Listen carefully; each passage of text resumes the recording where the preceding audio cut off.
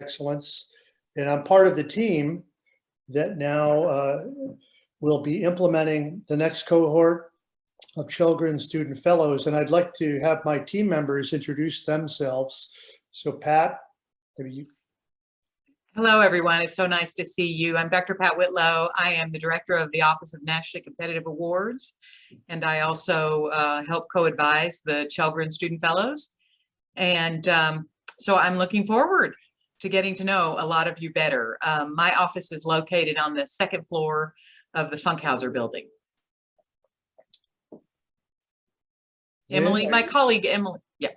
Hi, everyone. My name is Emily Sally. I work with Nationally Competitive Awards and the Chellgren program as well. I am located right next door to Dr. Whitlow in the Funkhauser building. It's great to see you all. Lynn? Good evening. My name is Lynn Hiler. I am the program coordinator for the Chellgren Student Fellows program, and we are located in 224 Funkhauser building. Thanks for coming tonight. Yeah, this is a good day that weather-wise, it's good to see as many squares as I see. So let me make two quick announcements here. One is we are recording this so that it will be available for others who don't make it to this particular session, or I assume for you all to review if you want to see it again or pick up on something you may have missed. And then the other thing I was needing to mention is that we're going to refer to an application, and the application is going to be available in the chat format, because there is an application to this program. So let me just try to say a little bit about the program as an introduction for you, realizing that over the years, our program has continually changed. We add some elements, take some elements away. Rarely is it a dramatic shift, but sometimes it has been. And right now we're in a position where we're still evaluating exactly what it's going to be. But what we can do for you today is give you a good sense of the main elements and the kind of thing that we're looking to achieve in this program. So let me start by really trying to describe the program goals. And this is always a bit of a challenge for me. I think I have them so firmly in my head, but they're a little harder to articulate. But let me try this. Lately, I've been using this metaphor that I ascribed to a former university president here. Before Dr. Capilouto, our president was Dr. Lee Todd. And he was a homegrown product, a Kentuckian, and he was actually a UK faculty member before he became very successful in business, and then came back and was our president. And he was very enthusiastic about students. And he was always an optimist. And he would very often speak to students, and he would begin his conversation by saying, I would like all of you to raise your aspirations by 10 degrees. Now, he was an engineer, so that metaphor fits him fine. But I always thought that was kind of a cool idea. And it kind of captures what we're trying to do in this program. We don't have a very complicated curriculum. There aren't a whole range of activities that define what it is to be a cello. But in the end, what we're trying to do is get you to raise your own aspirations, to begin to redefine how you look at yourself and your career aspirations, to begin to take on more responsibility for creating the kind of you that you would like to be in maybe 15 years, not just aiming at your careers. We know you're going to be successful, but really, thinking about your life in a different way, in a way that maybe helps you become a better curator of your own college experience, your remaining years here at UK, but then also helps you think about your next step and the step after that. And in general, I think that's a good way to think of what we're trying to help you achieve, that you become to take more responsibility You get more agency over your own career development. You begin doing some things for yourself that are not tied to a quiz, course grade, but you do it because you know that those things are good for you and they will help you become the kind of person that really achieves what I like to call extreme success. And it's we know that we got some very talented students here. Many of our students are qualified for this program by virtue of having done very well academically thus far. But there's more to it than just the kind of academic success you've already achieved. We're looking for a kind of student. And I hope we're able to communicate that to you, not only today, but over the next few weeks, and even in terms of the application process, so that you can really begin to ask yourself whether this program is indeed for you. And I think that the answer can be measured in terms of what your career goals are, in part, with how you see yourself, what else you're doing, what else you want to do. So it's all of you are really, in a sense, qualified for the program, but it's not necessarily going to impact everyone in the same way. So in essence, it's not a program that is meant for everybody. And I'm hopeful that we can communicate with you through what we say and then Q&A after, that allows you to determine whether you are that person, whether this is going to be useful for you, valuable for you. So let me sort of give you a sense of what our goals are to help you raise your aspirations to a degree.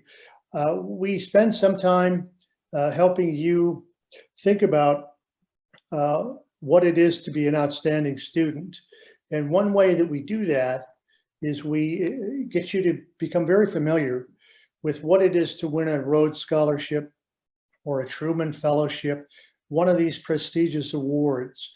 Because when I look at those students, and I know the students from UK who have achieved that kind of excellence, they have certain attributes that distinguish them. They really are a bit more academically mature. I think they're more comfortable in their own skin.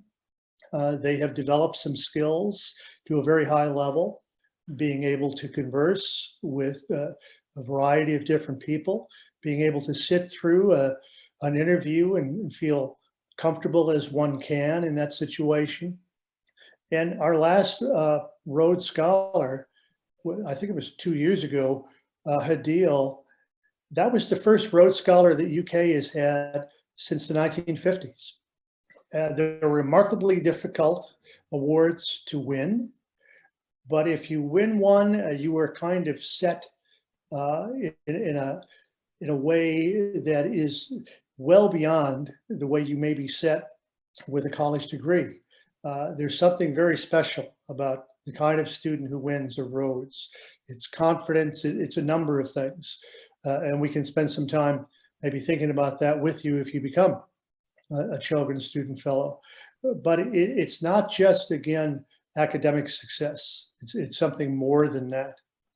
So what we're going to do to help you sort of become that kind of person who could win a Rhodes Scholarship, and by the way, we will talk to you about these scholarships, and we will use that both as a motivator, but also as a very practical thing. We want many of you students to apply for these awards. So coming to understand what the criteria are for winning these awards and then getting you enthused about applying is part of the game of being a Chellgren Student Fellow. But some of the other kind of soft skills that we help work on, we want you to really do a better job of long-term career planning. We want you to look at the remainder of your career at UK and be able to make some better decisions, let's say, or make your academic choices differently, rather than having 15 clubs or organizations that you belong to. We're going to encourage you to think differently and think about, well, maybe being involved in only 3 in which you're an officer or you spend a great deal of time is going to be much better. We don't want you to simply build your transcript. You've got to really be building yourself instead. So we'll talk to you, a lot about that kind of thing. We're also looking to develop your skills with interviewing. Now, in the past, a major element of what we've done with you, and we had previously done this in the fall semester, we would have these mock interviews where we would ask you to come in and be interviewed by some strangers, ask some questions that don't necessarily have clear, concise answers, just to get you comfortable with what it is to sit through one of these kinds of interviews. The kind of interview that you may have if you apply to grad school or professional school. Certainly the kind of interview experience you'd have if you had to sit through one of these prestigious academic scholarship review procedures. And the goal is really to get you comfortable with that idea of presenting yourself. In the past, we filmed you during the interview, and then we would review your performance. Most cellos don't like it. They find it, anxiety provoking, which is good, but it's one of those things that is just so good for you. And most of our students do much, much better than they think they're going to do. But I give you that as just a kind of an example of the enrichment that we're looking for. The other thing we used to do is we would have a professional etiquette dinner where we'd invite you to dress in your finest as if you were on an interview process, maybe for grad school. And we would have this in the Boone Center. We'd invite you in, and there would be some people you knew at the table and others that were strangers. And we would engage in a kind of formal dinner. And the goal would be to get you comfortable with what it is to sit through one of those experiences, how to engage in conversation, how to manage the cutlery that you have, and to know why it is you might have 3 forks, etc. Now, we haven't done that this year. The COVID has changed the program quite a bit, but there are some of these things that we may want to get back to. But I simply give you those as examples of the kinds of enrichment activity that we want to pursue. At this point, I'm going to pause and let Dr. Whitlow take over. I feel like I'm doing a little bit of meandering around here. But at this point, without being able to describe in great detail exactly what you're going to do, I think we can give you a pretty good understanding of what we're trying to achieve, and that the program is going to be structured in such a way that we are helping you raise your aspirations by 10 degrees. So Dr. Whitlow, you want to sort of take over here? Thank you, Dr. Kramer. So first of all, I want to say thank you to all of you for coming tonight, and I'm so grateful for the gift of your time. And I've seen some names as I've scrolled through the different screens, and even some faces of students I know. And so I want to compliment you all, because what a first year you have had. This was not the first year that you expected, probably, when you applied in your senior year of high school. So we know it's been very challenging, and you've been confined to home or residence hall quarters, and we also know that you guys have done fabulously. And so congratulations to you. It's been a great privilege to be able to work with you. In terms of the Chellgren Fellows Program next year, as Dr. Kramer mentioned, there's always there's an enrichment component typically in the fall, and then you go into your undergraduate research in the spring. That would be something that would typically happen. What we are looking and trying to think about is revamping it to have you go into research immediately in the fall of your sophomore year, that you would start your research. And the only way to do that, so no panic, right? Because we would have a set of pre-selected faculty mentors that we would develop this summer. if this works out, and then you would be assigned, possibly even in small groups, to work with those mentors all year. And the benefit of that is you're going to get a lot more experience. You would get really good direct mentoring from faculty members, because we would have picked them and select them and give them the expectations. And so that when you come to the end of your spring term and you are presenting your research work at the showcase, which is a requirement of the Chellgren program, you're going to be more prepared to do that, right? Because you're going to have more data and more results to talk about. Sometimes it's a little stressful for students to think that they have to present a research poster at the end of April when they just started research in January. And, you know, this year with us starting late, January 25th, people didn't get started maybe till early February. So we want to see if we can't change that a little bit, right? Where you would be doing research all year. We would also continue with the enrichment, but it would run alongside the research component all year long. And it might be some different activities. We know that, for example, you're getting resume prep in lots of other places, from honors and from, you know, various different programs you're in, and CARES and First Gen. And so we're thinking, what are the things that we can now offer you that are added value that you maybe aren't getting other places, or ways that we can be of more assistance, give you very close mentoring. So that's one of the things, is to give you this idea of a research experience with a research mentor that goes over a full year. The other thing is we are going to try to internationalize our program, and we have already talked to Education Abroad.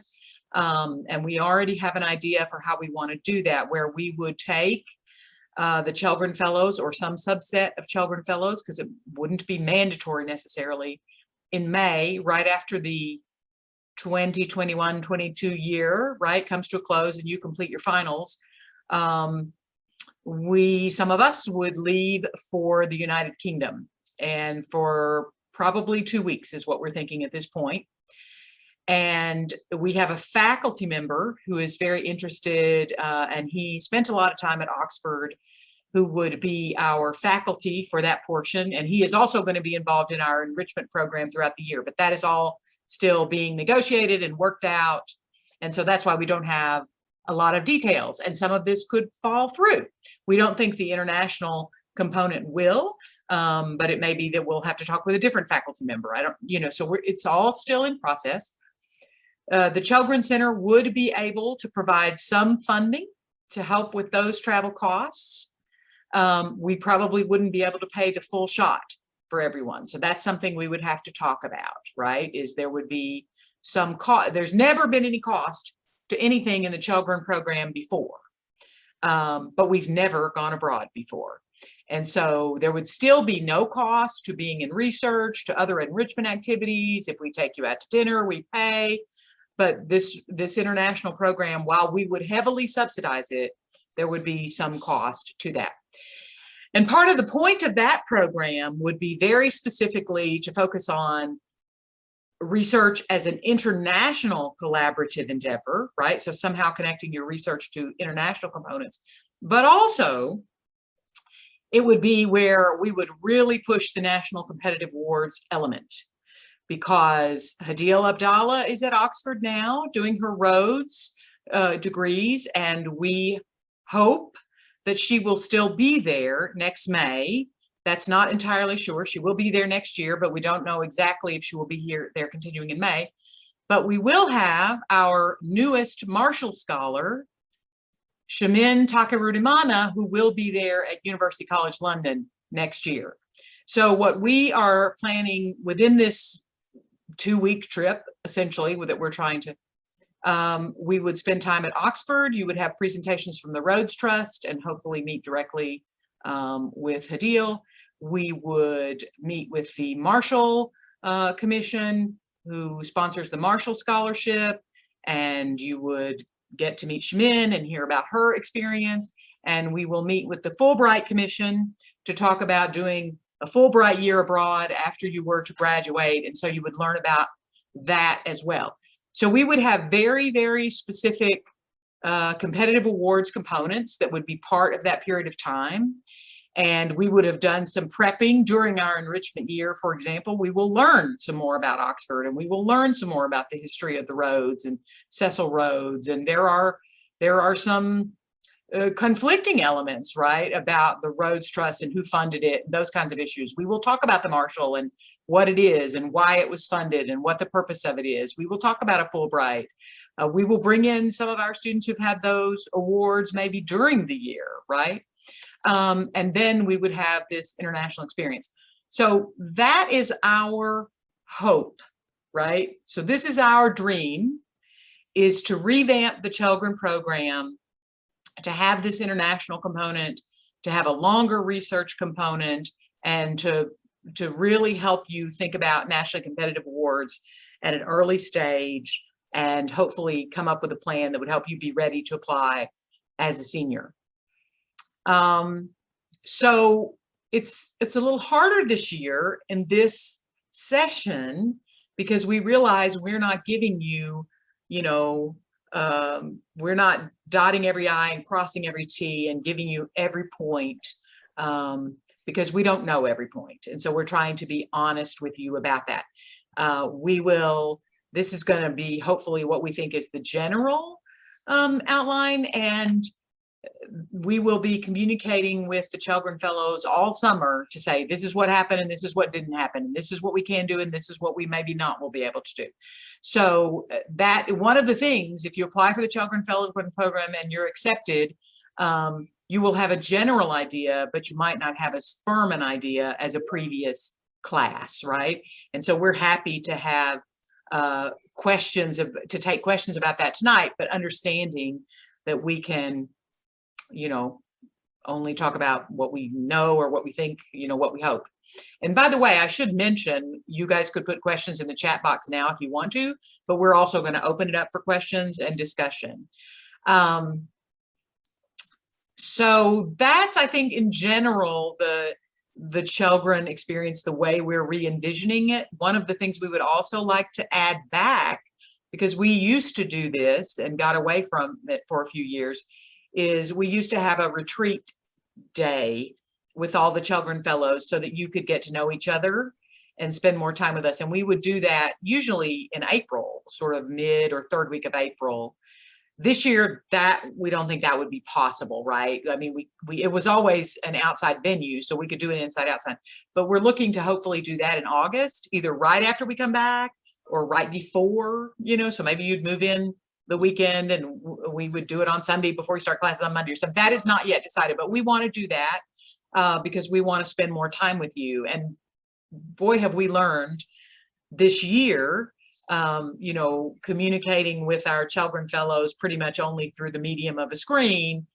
It's harder to get to know people. And then I see you and we have on our face masks and I don't even recognize a student that I was talking to on the Zoom. So it did make it harder for the community maybe to gel. And so we want to, because we have been told by President Capilouto that next fall is going to be UK as normal, or as normal as we get around here, right? We're going to try to do that so that we would have time together in the late summer or just before the start of the semester. And then we will put you into that research. In terms of how the classes would work, typically we have is it a 3-credit course in the fall? You guys correct me, or was it 2? I thought it was a 1-credit course in the fall. We would change this up a little bit, where you would still have a semester where you would do a research credit of $395, and you would have an enrichment credit, but you would actually be doing both things over both semesters. So it would kind of be like probably both courses, or one of the courses would be offered in the fall, and then it would go incomplete through the end of the spring, right? And then the research, you would probably get the credits in the spring. So we're still working that out in terms of exactly what you'd be enrolled in and exactly how many credits we're talking about. So Emily, Dr. Kramer, Lynn, have I left out other elements that we should mention before we let them ask questions? I just wanted to mention 3 things real briefly. One reason we're interested in going to Oxford is that the benefactor for our program, who is very supportive of outstanding students, Mr. Paul Chellgren, he's a fellow at University College. Oxford has a number of independent colleges. So he has a strong connection to the college, and we're trying to develop a link between Oxford and the UK. And we see this program as a vehicle by which we can do that. Perhaps in the future, having an exchange of faculty, exchange of students with Oxford.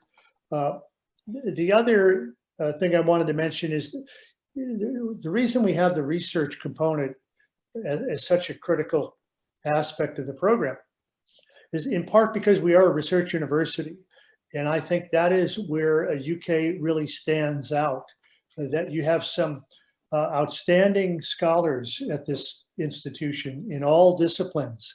And the chance for you to begin to work with them in a learning environment is one of the strengths of the educational system we have at UK. And what we also want to try to do is seed your further development of undergraduate research. The students that we have seen who have really excelled at UK and have prepared themselves for success in the future, they typically, coming through our program, have ended up doing more than just the undergraduate mentor experience in our program. They end up doing 2 or 3 more of these. They may end up doing a senior honors thesis. A lot of departments now in colleges are really emphasizing undergraduate research. And in some of the most outstanding cases, some students are graduating here having been an author on a publication or having gone to a conference. Now, the other thing about research, we don't want you to get nervous about, well, you don't firmly understand what that is. Do I have to design my own project? We have many students who have never done any undergraduate research. Now, some of you have. Some may have even done this in high school, but don't worry about that. Part of the mentorship, and one reason we may want to shift to this newer style where you do something in the fall, is that it allows you more of an opportunity to get slowly engaged in the research process. And then finally, I just want to, make clear, we really view the external scholarships as a critical part of this program. In part, it's because the kinds of students who win those awards are the kinds of students that we want to cultivate. But it's also the case, and it's true, that not every student is expected to win a Rhodes Scholarship or a Marshall, and some students may not even apply. But we want you to be very familiar with what it is, what it takes to win one of those awards, and be able to understand how you could maybe cultivate those attributes in yourself, whether you do or do not end up being a Rhodes finalist. Because we think that's a target for you to begin to aim a little differently, rather than just thinking about majors or number of organizations to join, et cetera. So with that, I guess we could entertain questions. Well, and one other thing I just wanted to mention real briefly. Yes, we're going to focus on that component, that 2-week component on Rhodes and Marshall and Fulbright, because they're there in the United Kingdom, right? That's what, but we will also talk about other kinds of awards for STEM fields, for languages, for summer research. So we will talk about a lot of other kinds of opportunities that may suit better for some of your particular academic needs. And we will try to bring in as many alumni of the program as we can that have won these various awards to let you know what it's done for their career and their ongoing, maybe they're in graduate school, some of them are out and work. I mean, they're doing a lot of different things. So we will try to do that as well over the course of the year. So yes, now can we open it up for questions? So, and I'm fine with you unmuting and asking your question directly, or I'm fine with you putting it in the chat. I can monitor the chat from here.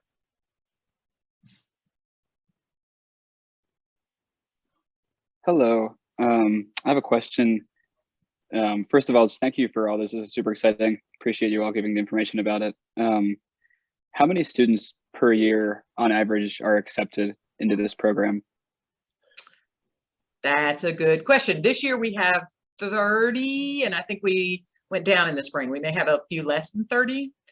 A few years ago, we accepted Chellgrens up into the 50s, but it was too much to me. We couldn't give you that individual attention to the degree we wanted. So we went back to a smaller number this year. And then of course the pandemic hit and we haven't been able to give the individual attention to the same degree that we wanted. So I don't know for sure, but I suspect we're probably thinking around 30. Is that true, Kramer? I would think so. And then the other component of going to Oxford, again, it won't be required, but you know, if you can do it, I think there's tremendous value, regardless of your career aspirations and what your major is. I think an experience like that is itself a very enriching experience. I think someone put in the chat, can we describe the application process? It's very simple. I mean, we want your resume and your major and why you want to be in the program and what you know about undergraduate research. It's nothing that all of you can't do right away. What we will then look at, and I don't know if we will do some interviews this year. Some years we have done, some years we've just done paper reviews. One of the things is, let me say to you all right now, everyone on this call, you're qualified to be a Chellgren Fellow. This is not a matter of, oh, we're going to somehow pick between you, you know. You already meet that standard. You are already of that level of capability and promise and talent and all that. So that is not a concern for us. What is a concern for us is whatever the limits of the students that we feel like we can give a good experience to. So that is one of our issues. And then the other thing is having some spread across all the different dimensions that make up UK. So we don't want you all to be pre-med. We don't want you all to be from Kentucky. We don't want everybody to come from the Honors College, right? So we want to get a spread of students from different majors and different colleges and different backgrounds and states and identities, and so that in that cohort we have an opportunity then to share those gifts with each other. And so when we cannot, you know, when we can't accept all of the people on this call, it is sure it's a matter of space and time. And you can see we are 4 people trying to run nationally competitive awards and Chellgren Center and Kramer's teaching. I mean, we are a little bit mighty, you know, but we're working hard to do the things we do. And the more, if we let the numbers get completely beyond us, then we can't give you as strong an experience as we want to. So we're limited by numbers a little bit, and a little bit by finances perhaps. So I don't want you to think, if you want to apply, apply and tell us why you want to do it and what you think you can get out of it. But if it should happen that you apply and we're not able to include you in the program, I want you to know you can always still come work with me through Nationally Competitive Awards or with Emily. We will help you get involved in undergraduate. It may not look exactly the same as the Chellgren program, right? It may not include the international component, but you are able to access all the resources of our office, whether or not you're a Chellgren Fellow. It just wouldn't be packaged in the same way. If that makes, I will let Emily or Lynn or Phil speak if I've misled anyone on that. You know, I just want to add, I guess this is the point at which I always have to say this in some way. We want you to really make an informed, meaningful decision. And I think one of the problems we have is that when I look at all these talented faces out here, I have the suspicion that most of you would want to do this, but you need to really reflect on why it is you'd want to do it. Because if the why is the typical why, that you're looking to resume build, I was a Chellgren Student Fellow on your resume is not going to count for that much. You got to be willing to sort of do this because of the intrinsic rewards, what you get from the experience itself. And many of you are targeting careers and know exactly your next step. And I will say it this bluntly, you don't need this program to achieve your aspirations. But others of you really are the kind of student who is willing to stretch a little further.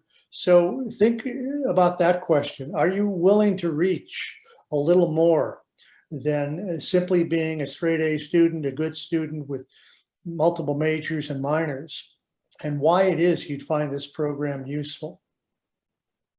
Yeah, you guys don't really need us, but we really need you, right? It's the reverse. Oh. I think there is, when it says, what are you looking for within a student? Somebody asked that question.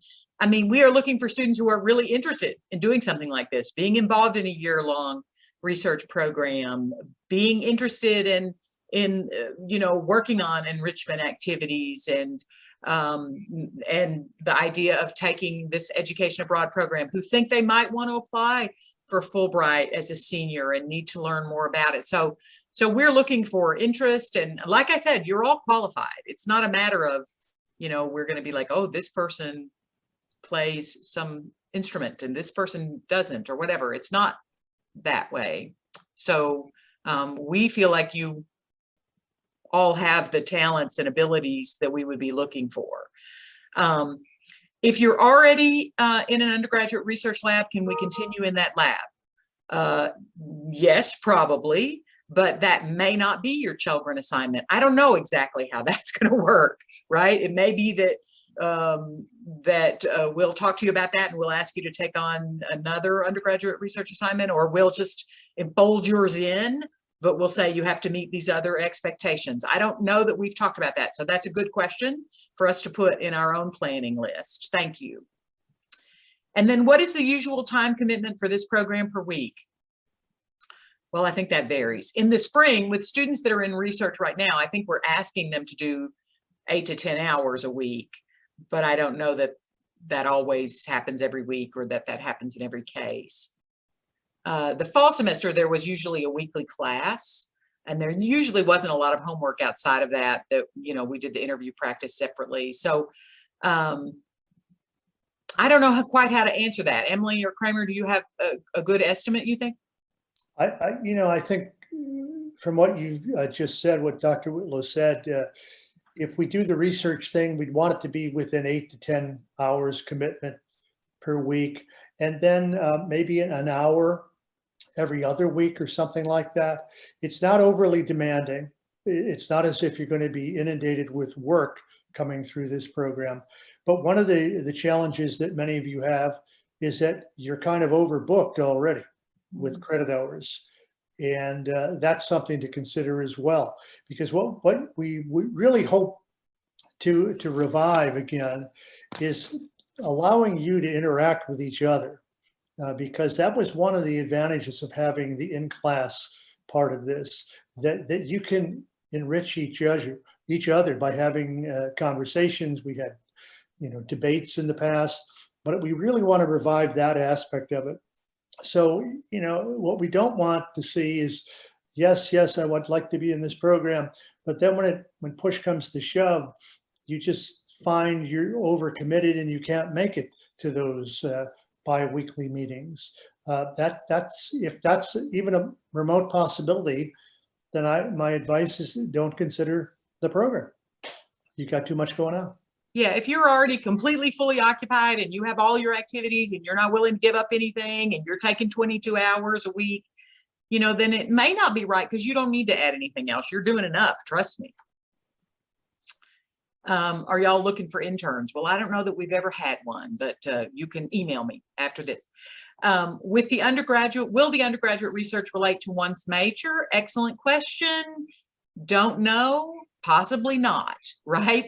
If we were to get, we know some faculty that we think are amazing mentors, and we have some projects that we would like someone to, I just, for example, mentioned earlier before we started tonight, there's a faculty member in the college in Cafe that I would like for us to look at and see if that faculty member would do some kind of environmental type project. And so if we had a set of students in there, it might be that you are in English, but you're very, very interested in this some kind of environmental project, let's say, right? So it wouldn't be that you would have to be an ag. So it might not be related to your major. Hopefully it would be something that you could transfer, you know what I mean? That it is something that you're interested in. We don't want to shove you into biochemistry lab if you have literally no interest or capacity for that kind of research. So that would be up to us then to come up with a range of projects, and we would probably have to have some extra projects, right? So that we didn't have, 10 projects and 30 fellows and you had to have 3 in every project and you had no choice. And I don't think we want it to be like that. But I don't think we have the projects set out yet or the faculty fully selected. So what types of research do y'all partake in? You want to take that one, Kramer? I don't. Well, it's representative of all the departments and the faculty and the scholars that we have on this campus. And it's a pretty broad range. So some of our students actually do their undergraduate research projects in the medical center. They work with outstanding faculty there, some of whom are teachers of undergraduates, but many never get to teach undergrads. And that's one reason they like to be research mentors. But in each and every college, there's the possibility of doing undergraduate research. What we do want, though, is we want it to be a faculty mentor that you work with, rather than a grad student or even a postdoc. And that's one reason we're going to try to select a pool of faculty mentors who have really demonstrated their capacity to be very committed mentors, and they're very experienced in providing this mentorship, because we have had some, let's say, issues over past years with students finding faculty who are very enthusiastic about research. They may not teach undergrads, but then it ends up being a failed mentorship, because the faculty member is so busy that they never get to see you or talk to you, and they don't get to interact with you in the ways we're hoping for. I think by selecting a pool of mentors, but we will consider if you have a mentor and you want it to continue on, that too should be an option. But by having a pool that we select, we think we're going to obviate this problem of having faculty willing to take on an undergraduate without seeing it as a responsibility. They see it more as an advantage to themselves. Oh, I've got this free researcher. It's going to spend 10 hours in my lab. We want them to really do extra. We want them to interact with you and share with you a bit of their career development. That's all part of what this enrichment is meant to be. And sometimes students, I think, have anxiety about recruiting their own mentor, even though we try to prepare for that and we talk about putting together an email and we give that. I think that can be, cause a little anxiety, or students are not exactly sure who they should look for, or, and so we're hoping the idea of having some pre-selected mentors that we've talked to about what we want you to get out of it will help ease that anxiety. We've all had enough anxiety this year. We have had, I think now we've had cellos from all of the undergraduate colleges, but there are, quite honestly, more constraints with some colleges. For example, in business, there isn't the same kind of necessarily research experience across all of those majors that you'd find like in a College of Arts and Sciences. And there may be some other smaller departments where they're more professionally sort of structured, like nursing. We haven't had a lot of nurses, but we have had some nursing students. It's just that program itself is very demanding in terms of time. Likewise, engineering is a very lockstep program that, in some cases may not give you a lot of freedom. Although this year we had a surfeit of engineers coming in, and they're very good students. Other questions? I don't see anything else in the chat box. I don't know if I want to anybody else. mention here, you can email me, or you can, I'm sure, email Dr. Whitlow, because this is a little fuzzy, but resolving fuzzy information is part of what defines a very talented student. So being able to disambiguate the ambiguity that I have provided it tells me you're a good student. But seriously, if you have questions or that, you can follow up with an email. Or if you really think you'd like to have another Zoom meeting, we can do that.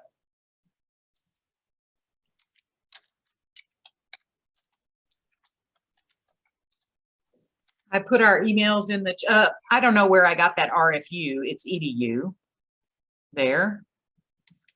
Yes. So yes. please correct that to pjkra00@uky.edu. Yeah, That's a typing issue there. Sorry. That looks a little nasty.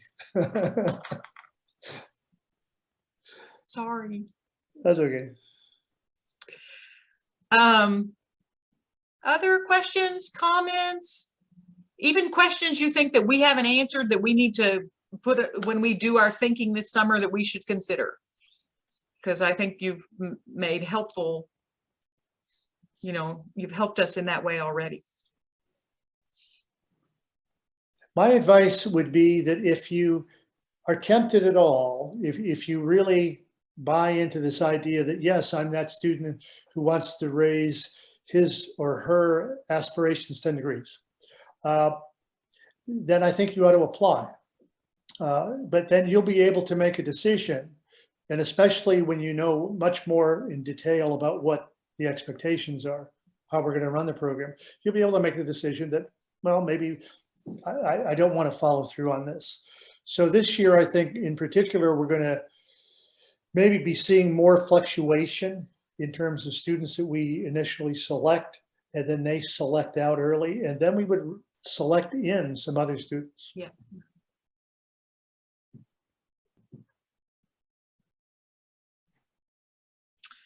Around when in summer would the trip abroad be? What we are looking at is in May, pretty quickly after we finish finals. So I didn't look, I'm sorry. Do we know in 2022, Emily or Lynn, when the semester ends? I don't know. Let's just say it's the end of the first week of May. It could be the end of the second week of May. I don't know. But then we're hoping that we would leave shortly after that and go. And we might have to, people may need to sort of make a trip home and come back, or people would fly from, their home airport if that was easier or something. It may be that we don't all travel together. That happens a lot on study abroad programs. But that's what we're looking at, is definitely in May. We've thought about March. We thought about doing it on a spring break, but we feel like that's would be awfully tight for us to get over there and do anything and come back, and then you'd be exhausted heading into your second part of your semester. So we're looking at the end of the spring semester, but pretty quickly after the finals wrap up.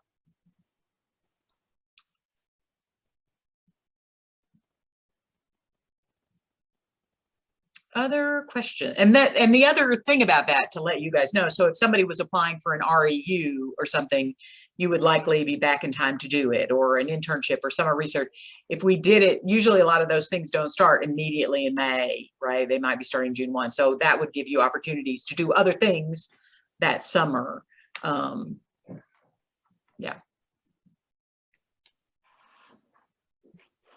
Oh, Emily put it in the chat. May 6th is the last day of the spring 2022 semester. Is that what we're talking about? It would be spring 2023, actually, I guess, that we're talking about.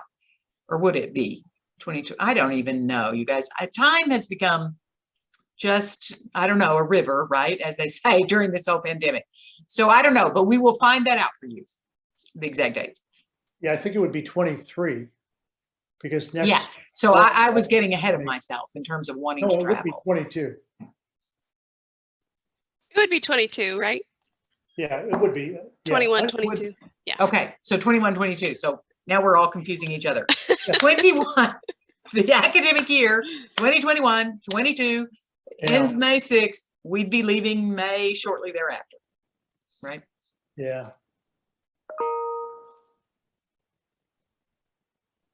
Any other comments? We don't want to.